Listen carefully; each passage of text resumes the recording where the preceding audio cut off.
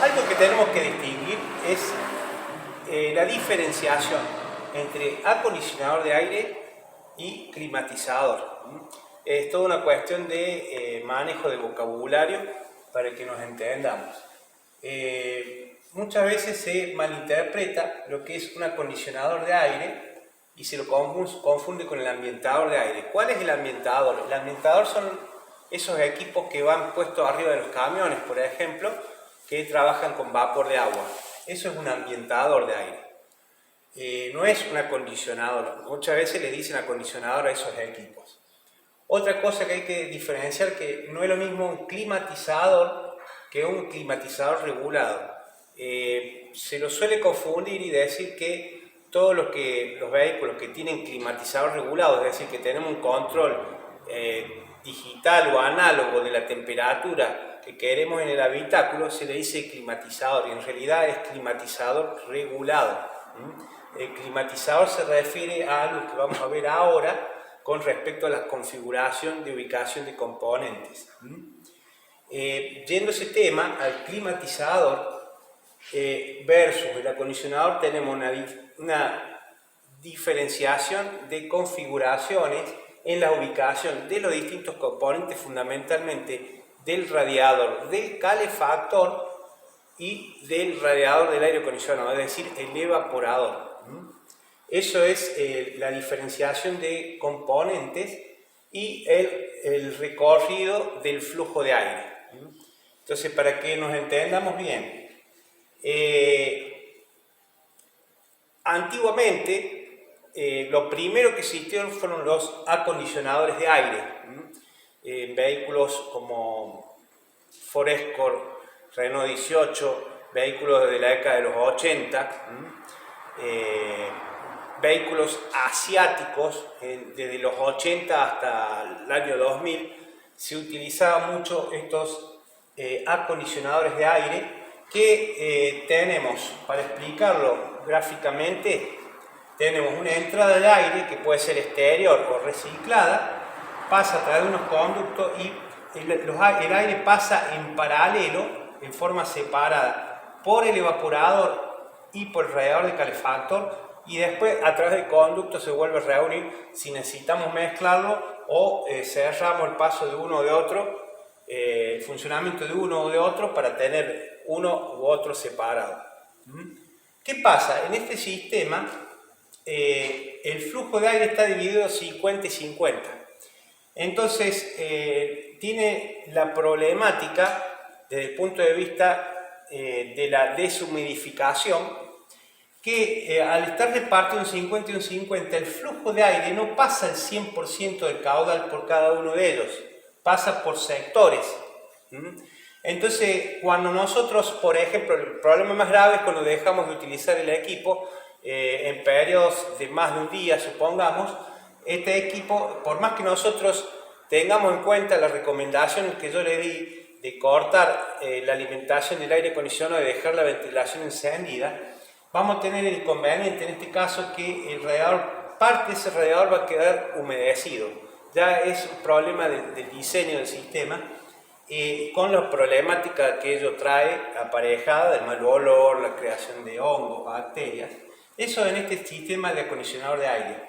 Después en los 90, en los mediados de los 80 se decidió evolucionar, los europeos decidieron evolucionar y pasaron a lo que es el climatizador, en el cual nosotros tenemos una entrada de aire, un radiador de evaporador y después pasa por un radiador de calefacción.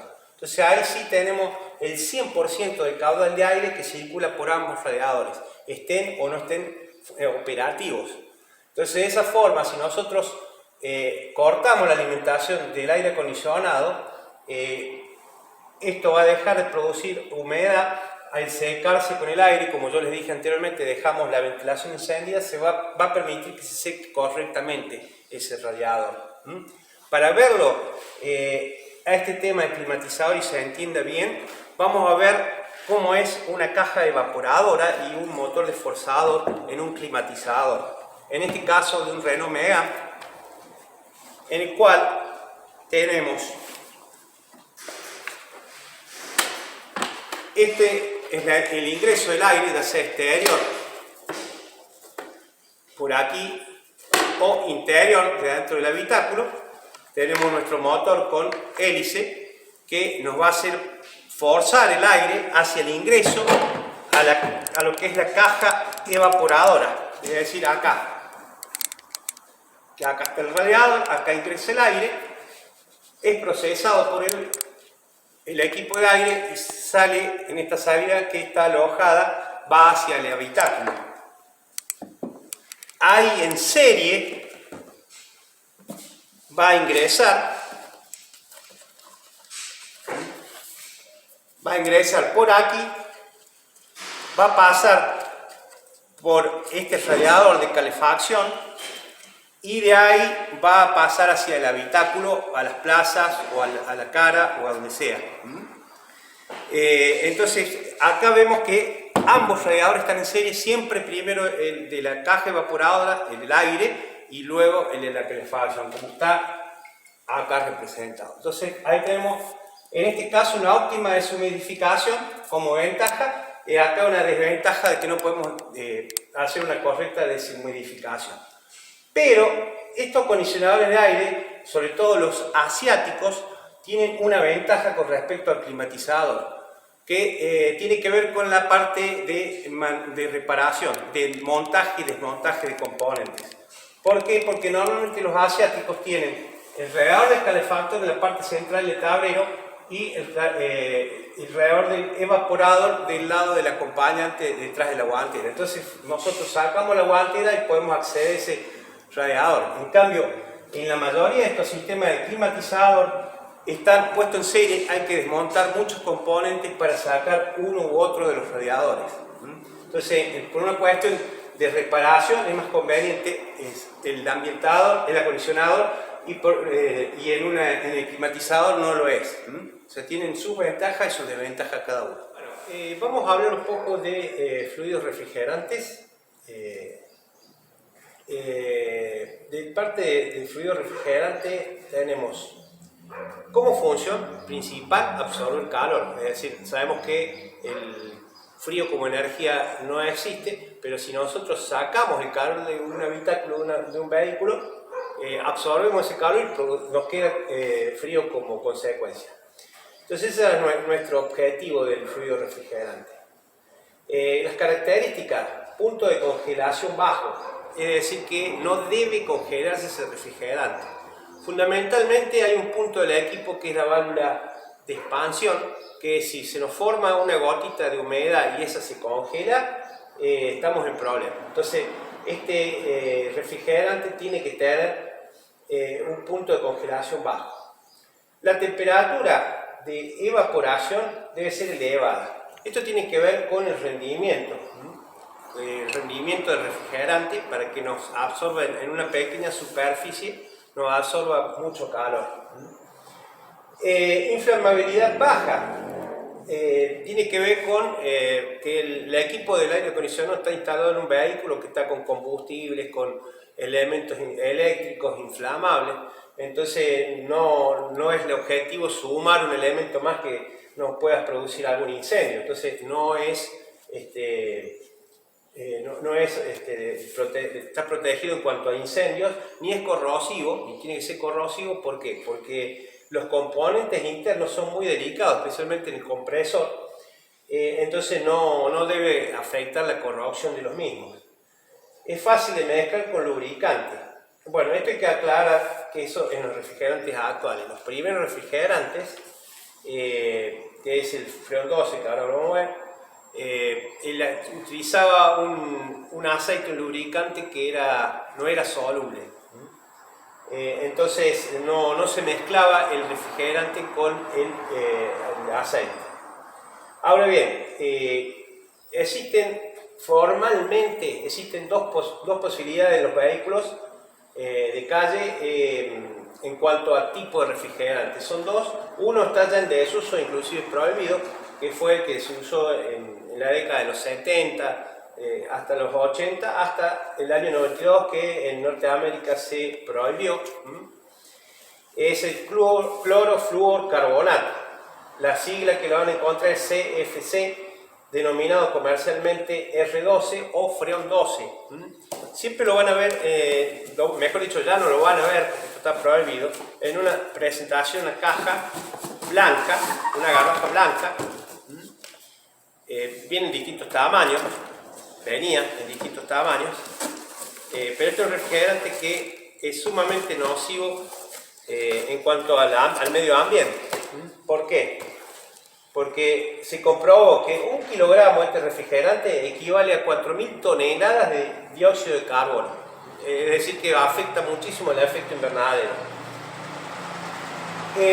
La estratosfera, ahí está la famosa capa de ozono, la cual está compuesta de ozono, justamente de 3 átomos de oxígeno, y como este refrigerante está compuesto con cloro, el cloro lentamente se va elevando hasta que llega a la estratosfera, y ahí ocurre una reacción en la cual el ozono lo disociamos en oxígeno, pierde un átomo que se asocia al cloro, entonces queda destruido ese ozono. Entonces por eso nosotros no debemos utilizar, si un equipo viene de fábrica con ese refrigerante, ya vamos a ver próximamente que hay métodos para reemplazar el refrigerante por otro alternativo o transformarlo al que se usa actualmente.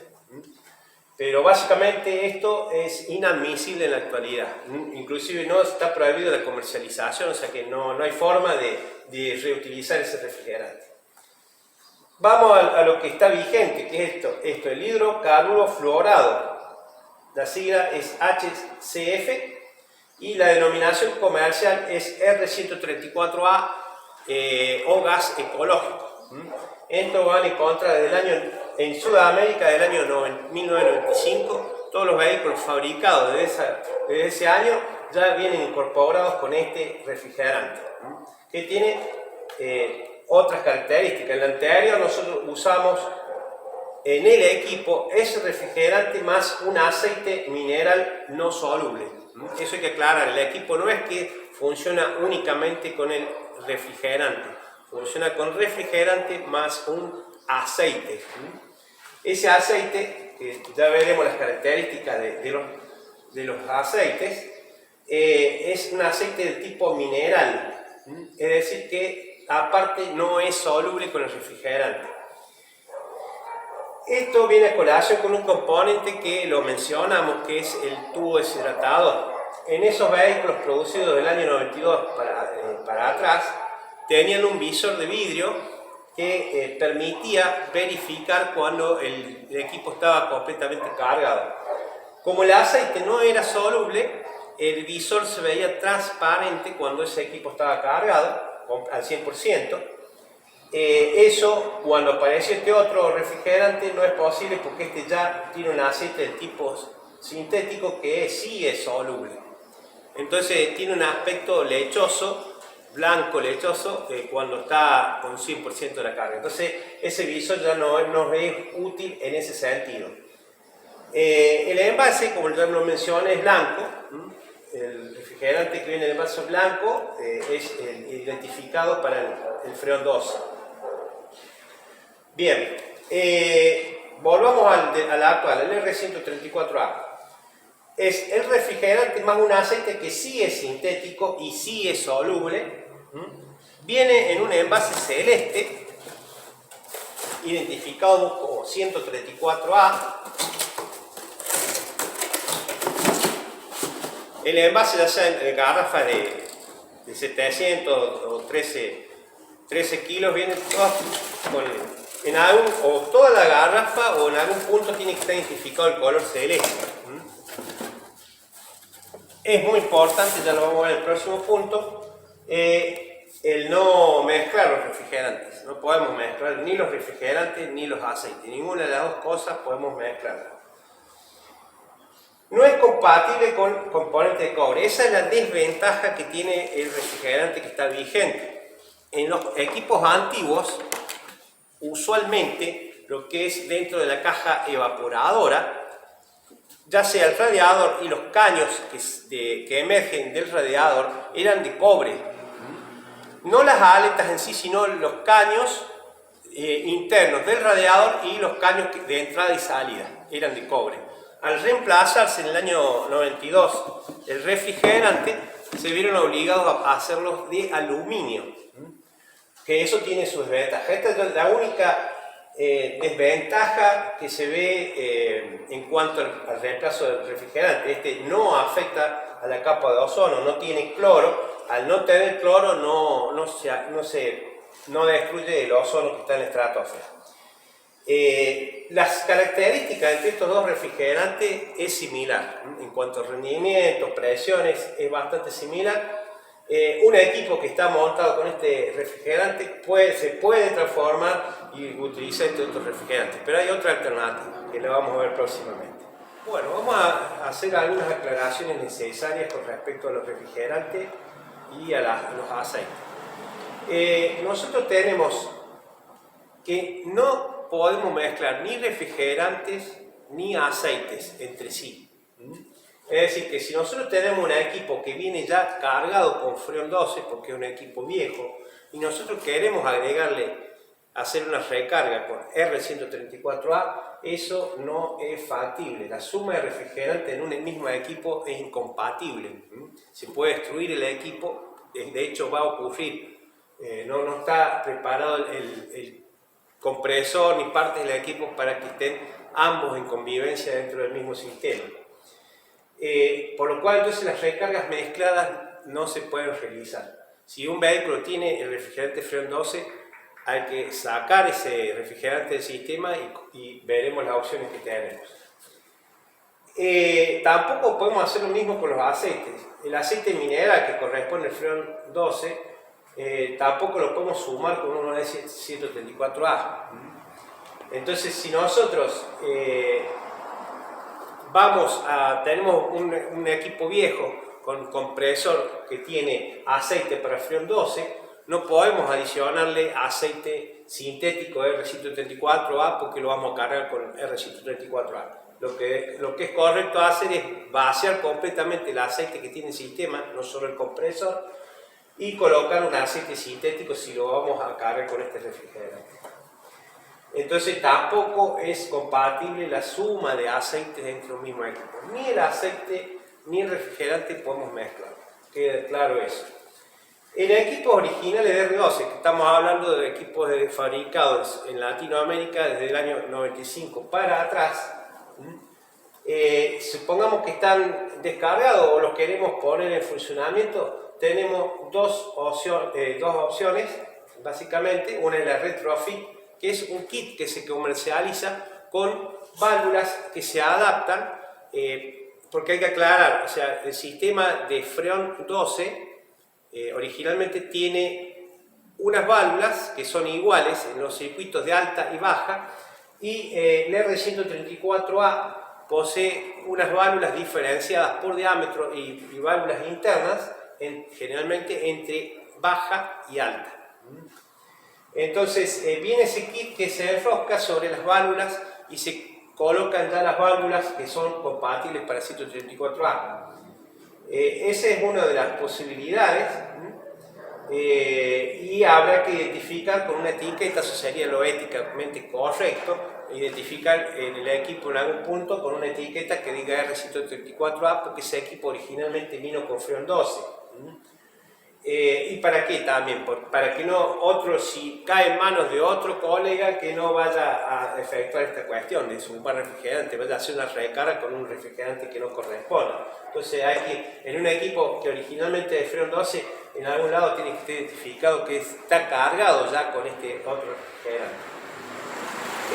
Otra de las cuestiones en cuanto a las opciones de utilización de un refrigerante alternativo, nosotros teníamos que el Freon 12 se reemplazó por el 134A, pero en los equipos de Freon 12 nosotros podemos utilizar este refrigerante, que es el Ision M049 o R437A, la denominación más genérica, que viene en envase azul. Este envase azul identifica a estos refrigerantes. Este refrigerante alternativo básicamente tiene tres cuestiones, tres características. Una es que es compatible con ambos aceites, o sea que si nosotros tenemos un vehículo que originalmente tiene Freon 12, nosotros podemos agregarle aceite a ese equipo para Freon 12 y cargarlo con este refrigerante. Y si bien por X causa tenemos un equipo de R134A, podemos agregarle aceite de 134A y también no va a funcionar. No sería lo recomendable, pero es compatible. Por eso dice que es compatible con ambos aceites.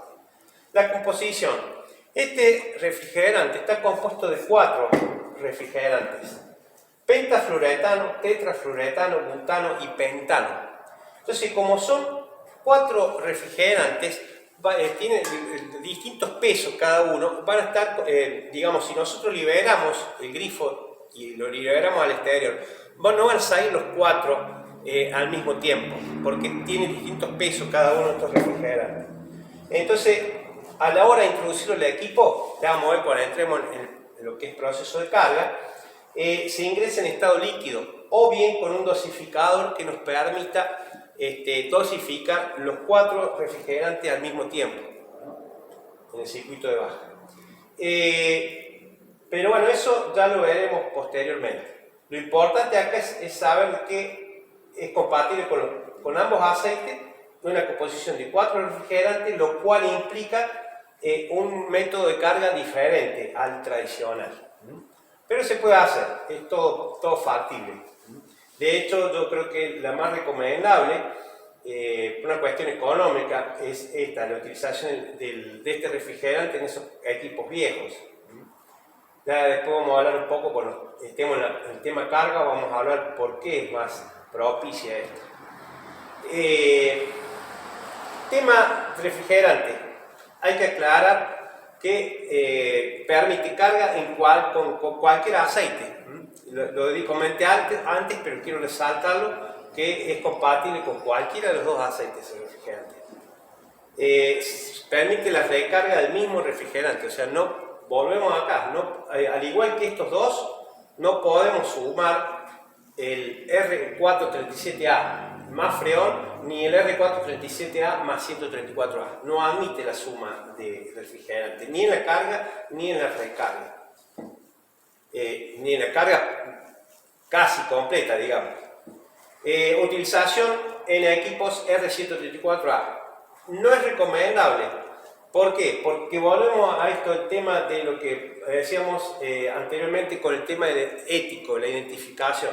Nosotros tenemos un equipo que ya tiene válvulas, que de fábrica viene con 134A y le vamos a poner un refrigerante que no es de fábrica. Y si ese vehículo va en manos de otro colega, no va a saber eso y va a hacerle una recarga con este refrigerante y va a destruir el equipo. Entonces, por una cuestión de ética profesional, no debería cargarse un equipo de 134A con 437.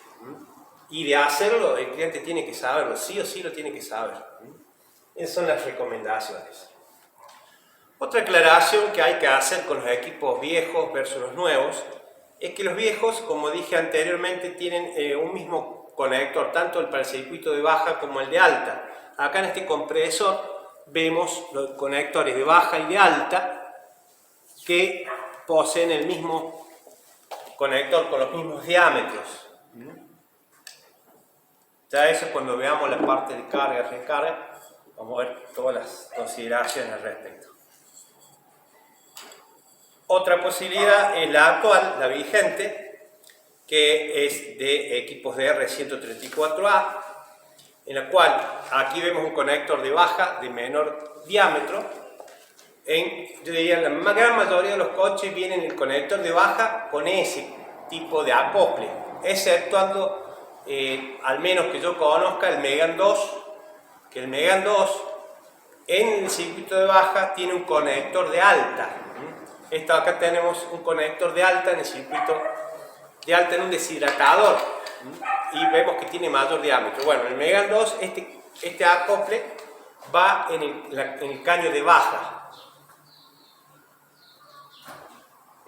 Ahora vamos a hablar de lubricantes es decir, el aceite que va juntamente con el refrigerante en el interior del equipo, cuya función, algo habíamos comentado, lubricar componentes del equipo. Fundamentalmente dos componentes, la válvula de expansión y el compresor. En algunos equipos la válvula de expansión no es necesaria, pero ya veremos que las termostáticas sí tienen un movimiento interno que es necesario mantenerlo lubricado. Las características no deben formar espuma y no deben congelarse. Es fundamental, el congelarse tiene que ver con esto, más que nada, el tema de la válvula expansora, que es un elemento de precisión, y si hay una gotita congelada, el equipo va a funcionar mal. Entonces no debe congelarse, sí debe absorber humedad para no dañar, si bien los componentes normalmente no son todos corrosivos, altamente corrosivos, sí debe absorber esa humedad para que no se produzca oxidación. Por eso decimos que es higroscópico. Debe poseer cuidado al conservarlo. Cuando nosotros lo guardamos, ese lubricante, hay que conservarlo con la tapa bien cerrada, porque si no está bien cerrada, va a absorber la humedad del medio ambiente. Con respecto a los aceites, los dos clásicos tipos, tenemos, acá yo les mencioné dentro de lo que es el aceite mineral del R12, una marca que es la más conocida en esa época, que era la Sumiso 5GS. El Sumiso es la marca y esta es la característica del aceite. En cuanto a los actuales, todos hay una serie de packs con numeración, que son los aceites sintéticos. La sigla PAC se refiere a polialquilenglicol, los componentes que tiene ese sintético, que obviamente vienen los equipos de 134A del año 95. Ahora bien, esto es con respecto a la composición y a las características del aceite. Pero algo que no hablamos es de cómo se reparte ese fluido, ese lubricante, aceite, dentro del equipo. Y acá vemos un gráfico de torta, que esto es una aproximación, no significa que en los equipos está distribuido siempre de esta forma, puede variar un poquito los porcentajes, pero medianamente para tener una noción de cómo está repartido, tenemos un 50% en el compresor, un 10% en el condensador, es decir, el radiador que va delante del vehículo, otro 10% en el deshidratador, en el filtro, un 20% en el radiador de la caja evaporadora y por último un 10% en el tubo de baja presión. El circuito de baja es el más pequeño dentro del sistema, pero bueno, ahí también tenemos un 10% de aceite en esa parte. Bueno, hasta acá llegamos con las generalidades del tema del aire acondicionado. En la próxima semana veremos ya un análisis de cada uno de los componentes, así es que bueno, sería bueno que tengamos ya estas cosas internalizadas para ya avanzar en los temas específicos. Les deseo una buena semana.